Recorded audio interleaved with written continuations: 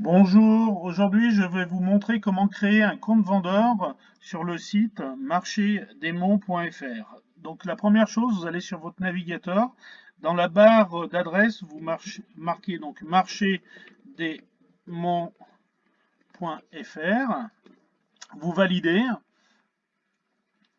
Une fois que vous aurez validé, donc vous avez la fenêtre de la page d'accueil qui va s'ouvrir. Alors, comme vous pouvez le constater à Villeneuve, nous avons une connexion qui est ultra rapide. Donc voilà, le transfert est en train de se faire. Donc vous arrivez sur la page d'accueil, donc avec les différents éléments qui composent cette page. Vous allez aller en pied de page, c'est ce qui nous importe ici, avec la rubrique de devenir vendeur. Donc vous allez cliquer dessus et ici vous allez avoir soit la possibilité de vous connecter si vous avez déjà un compte, soit pour créer un compte justement, c'est cette partie-là. Donc vous cliquez dessus, vous avez les différents éléments à renseigner, donc vous renseignez les différents éléments. Donc vous suivez, c'est très simple, hein, vous marquez les différents éléments à renseigner. Hein. Voilà.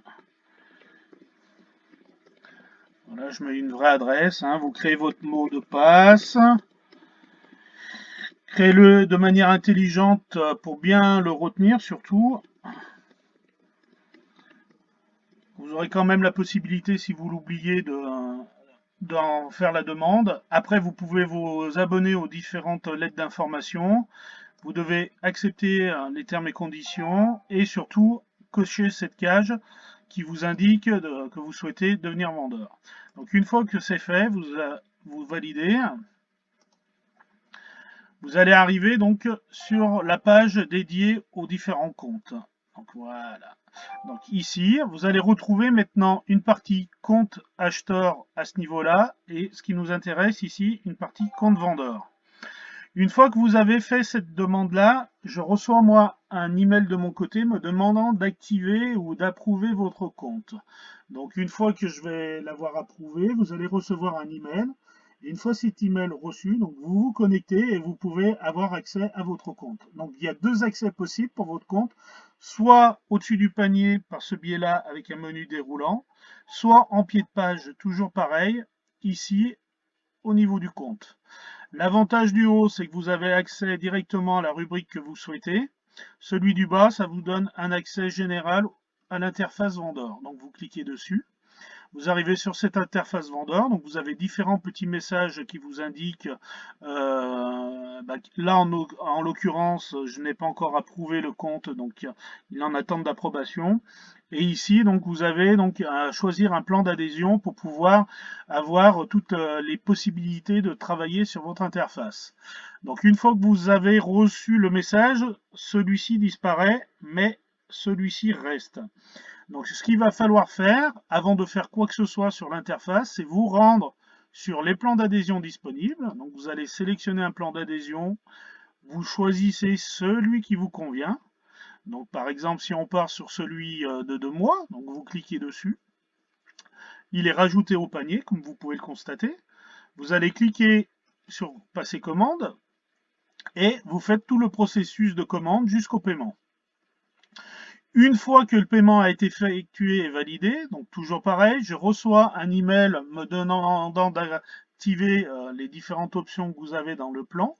Et une fois que c'est fait, donc vous recevez toujours pareil un email vous indiquant que tout a été mis en place. À partir de là, vous allez pouvoir retourner sur votre compte vendeur et commencer à travailler. Donc vous avez différentes rubriques sur votre interface vendeur.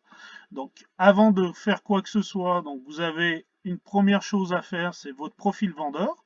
Donc vous allez sur le profil vendeur. Vous allez renseigner tous les éléments demandés. À chaque fois qu'il y a un petit astérix rouge, ça veut dire que c'est obligatoire. Donc vous renseignez tous ces éléments-là. De toute façon, il y a des alertes qui sont mises lorsqu'il manque des choses ou si vous ne remplissez pas correctement. Le URL alias, c'est ce que vous souhaitez voir apparaître à la fin ici de l'adresse. Donc par exemple, boutique essai. Donc lorsque vous allez valider, ici, vous aurez à la place de ce texte-là, boutique essai. Vous pouvez rajouter vos liens sur les réseaux sociaux. Vous avez donc un logo à mettre et une bannière. J'attire l'attention, j'ai indiqué les dimensions indispensables et nécessaires pour que ça fonctionne. Donc merci de les respecter, sinon après en termes d'affichage ça pose des soucis. Voilà. Donc pensez à la créer avant, voilà. Après donc vous avez une seconde partie qui est les méta-informations. Donc ici c'est toutes les informations qui vont être remontées au moteur de recherche. Donc les mots-clés, ce sont des mots à mettre séparés avec des virgules, sans accent, sans caractères spéciaux. Et la matière description, c'est pareil, c'est la description que vous souhaitez voir apparaître lorsque les gens vont faire des recherches sur les moteurs de recherche type Google. Donc, par exemple, ils vont taper boutique sympathique. Il va y avoir plusieurs propositions. Et parmi ces propositions, il faut que votre texte et ce qui va apparaître, ça va être les éléments que vous allez remplir là. Il faut que ça donne envie aux personnes qui vont avoir les différentes propositions de cliquer sur votre proposition à vous et non pas sur celle du voisin. Voilà, donc à soigner un petit peu. Après, vous avez la partie politique. Donc, dans un premier temps, vous n'avez rien à mettre, dans le sens où c'est des choses qui vont être activées dans les semaines qui vont arriver. Mais pour l'instant, vous n'avez rien à renseigner. Donc, tout simplement, vous mettez 5 espaces vides, ce qui va permettre de faire croire que vous avez renseigné les champs, mais vous les laissez bien vides. Hein. Donc, 5 espaces de partout. Et après, vous avez cette partie-là qui est nécessaire aussi, c'est la partie virement bancaire. Donc là, vous allez renseigner les différents éléments de votre compte bancaire sur lequel vous voulez que les fonds disponibles vous soient versés lorsque vous allez faire la demande de paiement par ce biais-là. Voilà. Donc une fois que vous avez fait tout ça, vous allez pouvoir sauvegarder. Ça veut dire que votre fiche vendeur est sauvegardée et visible sur le site. Voilà. Par contre, elle n'apparaît pas encore dans nos vendeurs. Il faut attendre qu'il y ait des produits et qu'on les mise en avant. Donc voilà. Donc dans un premier temps, c'est ça à faire. Après, avant de créer un produit qui est la troisième rubrique, il va falloir que vous fassiez des demandes de catégorie. Donc vous allez vous rendre sur l'onglet catégorie demande. À partir de là, vous allez avoir accès à un menu déroulant qui vont vous indiquer toutes les catégories qui ont déjà été créées. Donc vous en sélectionnez une, par exemple si ça concerne des jus de fruits, vous allez marquer moi je veux pouvoir mettre mes produits dans alimentaire, boissons, jus de fruits. Ici vous mettez une trentaine de caractères pour m'indiquer votre demande et vous faites sauver. Donc toujours pareil, je reçois une alerte, je vérifie que la demande est cohérente, je l'approuve, une fois qu'elle est approuvée, vous recevez un email. Donc vous faites autant de demandes de catégories que vous avez besoin par rapport à vos produits. Et si jamais il y en a une qui n'existe pas, vous m'indiquez ici, merci de créer dans la catégorie jus de fruits, naturel, 100%, etc. Et donc moi à partir de là, je vais créer la catégorie que vous demandez si c'est cohérent, toujours pareil. Et vous allez recevoir un email vous informant que c'est bon et que c'est accessible. Une fois que toutes les catégories ont été demandées, vous allez pouvoir créer votre produit. Donc à partir de là, vous allez pouvoir aller sur la fiche produit et faire ajouter un produit. Donc vous cliquez sur ajouter un produit. Vous avez différentes possibilités en termes de produits, donc les produits standards, les lots de produits existants, et si vous voulez créer un panier par exemple avec des produits que vous avez déjà mis unitairement, donc vous pouvez créer des lots à partir de plusieurs produits, ou vous pouvez faire des produits virtuels type service, etc. Voilà. Donc vous allez choisir le produit que vous voulez et après vous faites prochain. Et à partir de là, idem, vous avez une interface dédiée au produit qui s'ouvre. Donc vous allez retrouver toujours le même principe des onglets à remplir. À chaque fois qu'il y a le petit astérix, ça veut dire que c'est obligatoire. Pour ceux qui se posent la question code de référence, si vous n'avez pas de code existant sur vos produits, vous en créez un spécifique à la boutique. Voilà, vous marquez ce que vous voulez, produit numéro 1, produit numéro 2 et ainsi de suite. Ici, vous avez toutes les options d'affichage à sélectionner, s'il est actif, pas actif, où il est visible, etc. La brève description, donc là, c'est comme son nom l'indique, c'est quelque chose de une phrase est suffisante. Et après, par contre, vous avez la possibilité de mettre une description beaucoup plus détaillée avec ce que vous souhaitez à l'intérieur. Toujours pareil ici des mots-clés.